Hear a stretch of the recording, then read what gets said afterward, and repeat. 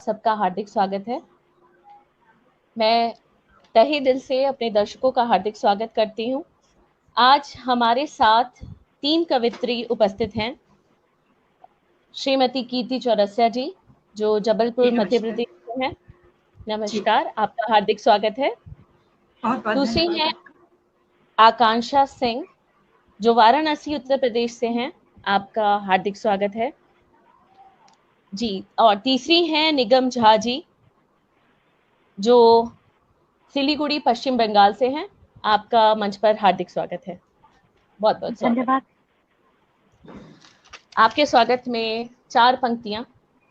आपके विचार आपकी पहचान है, आपके विचार आपकी पहचान है, चेहरे पे सदा आपके मुस्कान है, आपकी मौजूदगी ही महफिल की जान है, आपकी मौजूदगी ही महफिल की जान है, हमारी खुशकिस्मती है कि आप हमारे मेहमान हैं।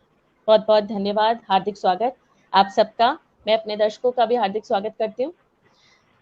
सर्वप्रथम हमें जैसा पता है कि हमारी भारतीय संस्कृति में हम सबसे पहले माँ शारदे को नमन करते हैं, तो चंद पंक्तियों के द्वारा हम माँ शारदे की वंदना करते हैं। या कुंदेन्दु तुषार हार धवला, या शुभ्र वस्त्रावृता, या वीणावरदण्ड मंडित करा, या श्वेत पद्मासना, या ब्रह्माच्युत शंकर प्रभृतिभिः देवहि सदा वन्दिता, सा मां पातु सरस्वती भगवती निशेषजाड्यापहा, निशेषजाड्यापहा। माँ शारदे को नमन। सर्वप्रथम मैं आप सबका परिचय अपने दर्शकों को देना चाहूंगी। बेबस हूँ, लाचार हूँ बेशक, आत्मसम्मानी कहलाता हूँ मैं, किसी भी कीमत पर आत्मसम्मान खो नहीं पाता हूँ, आत्मसम्मान खो नहीं पाता हूँ जी। तो आत्मसम्मान नहीं खोना है, हमेशा आगे की ओर बढ़ना है। इसी तरीके से हम आगे की ओर बढ़ते हैं जी। मैं हार्दिक स्वागत करती हूँ निगम झा जी का। इनके विषय में मैं कुछ बताना चाहती हूँ। आप सब इंस्पेक्टर हैं सशस्त्र सीमा बल में, जो बहुत ही एक सशक्त उदाहरण है हमारे सामने। सिलीगुड़ी पश्चिम बंगाल में, इनका निवास स्थान मधुबनी बिहार में है। हिंदी साहित्य में आपकी बचपन से ही काफी रुचि है। यही कारण है कि वनस्पति विज्ञान में मास्टर करने के पूर्वान उन्होंने सेवा में रहते हुए भी हिंदी में मास्टर की उपाधि ग्रहण की, और साहित्य की प्रत्येक विधा में इनकी विशेष रुचि है। आपका हार्दिक स्वागत है निगम जी। कृपया हम आपके मुख वचन से कुछ सुनना चाहेंगे। आपका हार्दिक स्वागत है। क्यों न कई नई कोमल पौध लगा बनाए, 10 पुत्रों समुद्र माव जीवन मंत्र, नहीं तो ढोती रहेगी जिंदगी, जीने को प्राण वायु यंत्र।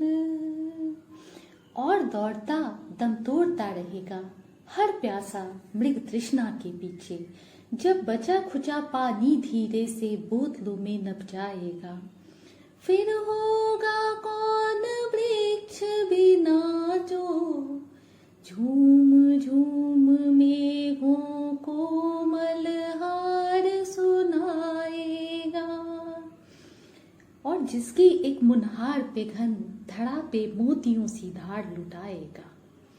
पर्ण की शीतल छतरी ताने, कौन धूप में बाट तकेगा, सोई अधखुली सी कलियों को मुस्काकर करेगा कौन बसंत का श्रृंगार।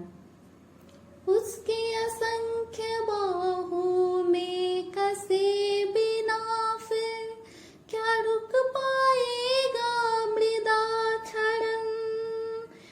बहती माटी में भला कभी उपज पाएगा कोई अन्न। खट्टे मीठे सरस फलों बिन कैसे सजेंगी टोकरियां। अपनी शाखों पर सावन के झूले कौन झुलाएगा। शेष बचेगा क्या कोई जंतु जंगल घर से बेघर होकर। कितने दिन रहेगी चुन चुन चिड़िया बिजली के खंभों तारों से लटके घोंसलों पर। फिर एक दिन प्यास क्षुधा से दग्ध श्वास रहित मानव मेट देगा धरती से अपना अस्तित्व अपने निशान।